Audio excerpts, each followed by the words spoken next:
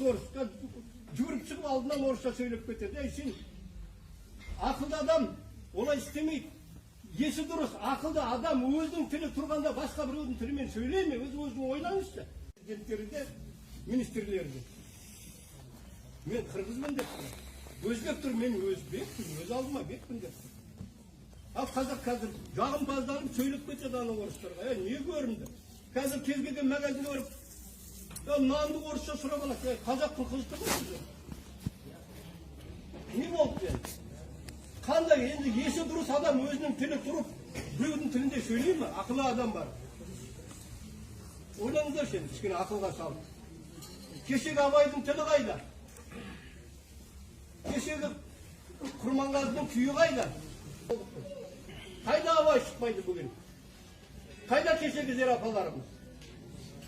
Әжелер жоқ, бәрінің көйіне телевизорға кіріп кеткен сериалда. Бала немересі шығарда қарамайды.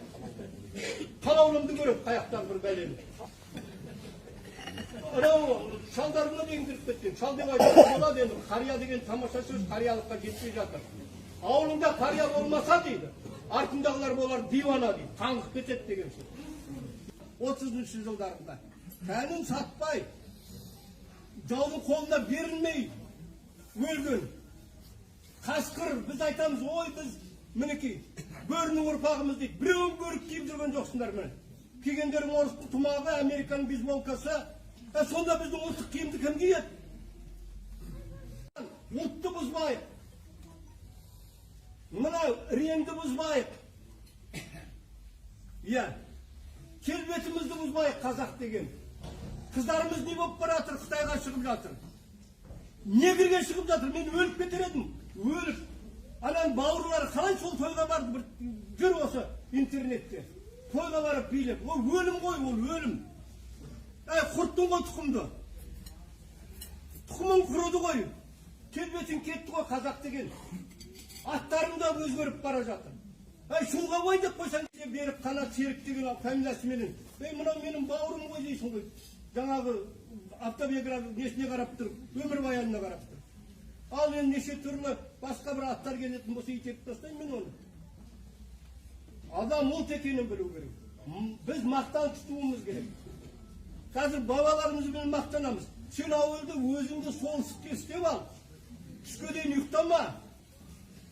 Жалқау болма. Жалқауға жан жылмайды дейді. Балалар, жігіттер, мына 30, қазір 40-қа келген адамдардың бәрі атаның жасындасыздар. Өзің темекі шегіп тұрсың. Балаң қалай тоқтаса? Ойлаңыз, атасы темекі шегіп тұр, немересі қасында. 20-да үйленсең, сенің балаң 20-ға келгенде үйленеді, келін сүреді, 40-45-ке келді. Ал 60-65 арғы атаның жасы. 80-85 бабаның жасы. Ал енді қазір бабаларымыз не істейді? Той болып жатыр, бәріңіз көресіздер. Немересі үйленіп жатыр, тіпті шөбересі үйленіп жатыр. Стақанға арақ құйып алып бакалға, шампанды құйып алып бақытты болыңдар дейді. Не көрсетіп тұрсың, үлкен ақсақал. Ақсақал деймін, сақалы да жоқ, кемпір сияқты үлкен. Иә. Міне, баталы ақсақалдар жоқ, бәрі бакалды ақсақалдар.